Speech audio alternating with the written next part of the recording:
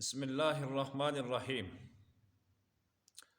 عن ابی الدرداء رضی اللہ تعالیٰ عنہ قال قال رسول اللہ صلی اللہ علیہ وسلم ما من ثلاثة في قرية ولا بدو لا تقام فيهم الصلاة إلا قد استحوذ عليهم الشيطان فعليك بالجماعة فإنما يأكل الذئب القاسية. رواه احمد و ابو داود والنسائی.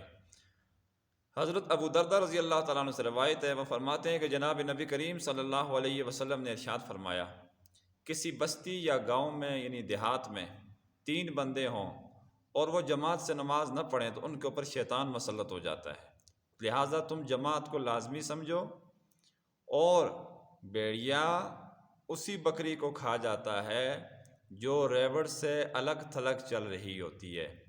یہ روایت احمد، ابو داود اور نسائی کی ہے، یعنی 3 حدیث کی جو بڑی کتابیں ہیں، تینوں محدثین نے اس حدیث کو روایت کیا. کافی تاکید ہے اس کے اندر، وعید بھی اس کے اندر آ گئی جماعت چھوڑنے کی. اور کتنے بندوں کو جماعت مطلب کتنے بندے ہوں تو جماعت ان کے اوپر لازم ہے، اس کی تعداد بھی یہاں پر بتا دی گئی ہے. بہرحال مطلب اس حدیث مبارکہ کا یہ ہے کہ اگر کسی جگہ صرف 3 آدمی ہوں، کم سے کم یہاں پر تعداد ذکر فرمائی ہے، اور وہ بھی جماعت سے نماز، ان کو بھی جماعت سے نماز پڑھنی چاہیے.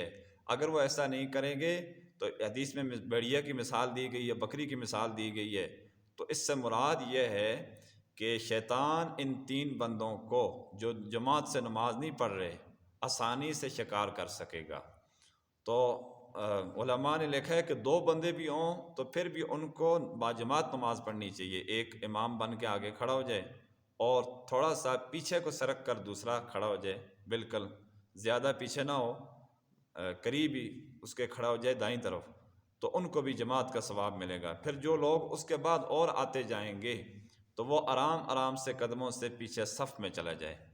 اللہ تبارک و تعالی ہم سب کو ان احادیث مبارکہ کے تناظر میں باجماعت نماز کی پابندی کرنے کی توفیق عطا فرمائے. وآخر دعوانا ان الحمد للہ رب العالمین.